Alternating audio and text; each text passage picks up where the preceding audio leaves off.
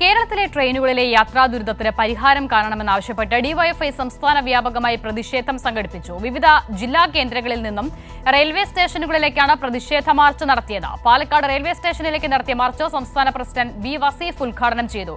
പൊതുഗതാഗതത്തെ കേന്ദ്ര സർക്കാർ തകർക്കുന്നുവെന്നും റെയിൽവേ സ്വകാര്യവൽക്കരിക്കാനാണ് ശ്രമമെന്നും ഈ പ്രതിഷേധ മാർച്ചിൽ ഡിവൈഎഫ്ഐ നേതാക്കൾ പറയുകയും ചെയ്തു. മാനസ മനോജ് സംസ്ഥാന വ്യാപകമായി നടന്ന ഡിവൈഎഫ്ഐ പ്രതിഷേധ മാർച്ചിന്റെ വിശദമായ വിവരങ്ങൾ നൽകും. ഈ റിപ്പോർട്ടോടെ 9 PM പൂർണ്ണമാകുകയാണ്. ശേഷം സ്പീഡ് ന്യൂസ് വർഷ വിജയൻ.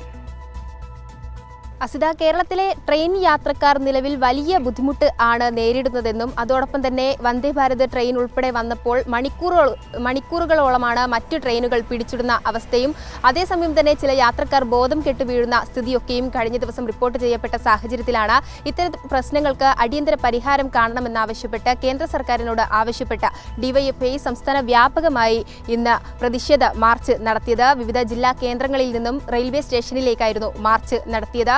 പാലക്കാട് റെയിൽവേ സ്റ്റേഷനിലേക്ക് നടത്തിയ മാർച്ച് ഡിവൈഎഫ്ഐ സംസ്ഥാന പ്രസിഡന്റ് വി വസീഫ് ഉദ്ഘാടനം ചെയ്യുകയായിരുന്നു. ഒപ്പം തന്നെ മറ്റ് ജില്ലകളിലും ഡിവൈഎഫ്ഐ ഭാരവാഹികൾ ഉൾപ്പെടെയുള്ളവരാണ് ഉദ്ഘാടനം ചെയ്യാനായി എത്തിയത്. ഏതായാലും കേന്ദ്ര സർക്കാരിന്റെ ഈ സമീപനം കേരളത്തോടുള്ള അവഗണനയാണെന്നും സ്വകാര്യവൽക്കരണത്തിന്റെ ഭാഗമായാണ് ഇത്തരം ഒരു നിലപാട് കേന്ദ്ര സർക്കാർ സ്വീകരിക്കുന്നത് എന്നായിരുന്നു വി വസീഫ് അറിയിച്ചത്.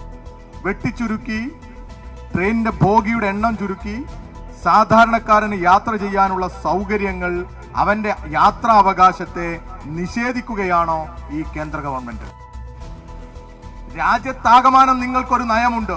അത് ഈ പൊതുഗതാഗത സംവിധാനത്തെ തകർക്കുക എന്നുള്ള നയമാണ്.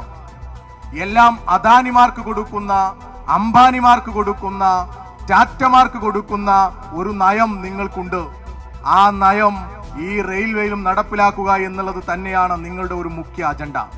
അതേസമയം ഇന്ത്യയിൽ മറ്റ് സംസ്ഥാനങ്ങളെ അപേക്ഷിച്ച് ഏറ്റവും കൂടുതൽ വരുമാനം ലഭ്യമാകുന്നത് കേരളത്തിലെ റെയിൽവേയിൽ നിന്നുമാണെന്നും എന്നാൽ അതിനനുസരിച്ചുള്ള ഒരു വികസനം കേരളത്തിലെ ട്രെയിനുകളിൽ നടപ്പാക്കുന്നില്ല എന്നു തന്നെയാണ് ഡിവൈഎഫ്ഐ ചൂണ്ടിക്കാണിച്ചത്. ഇത് തീർത്തും സംസ്ഥാനത്തെ അവഗണിക്കുന്ന അല്ലെങ്കിൽ സംസ്ഥാനത്തോടുള്ള ഒരു നിഷേധാത്മക നിലപാടാണ് കേന്ദ്രത്തിൽ നിന്നും ഉണ്ടാകുന്നതെന്നും റെയിൽവേ ഇതിന് അടിയന്തര പരിഹാരം കണ്ടേ മതിയാകൂ എന്നും തന്നെയാണ് ഡിവൈഎഫ്ഐ ആവശ്യപ്പെട്ടിരിക്കുന്നത്.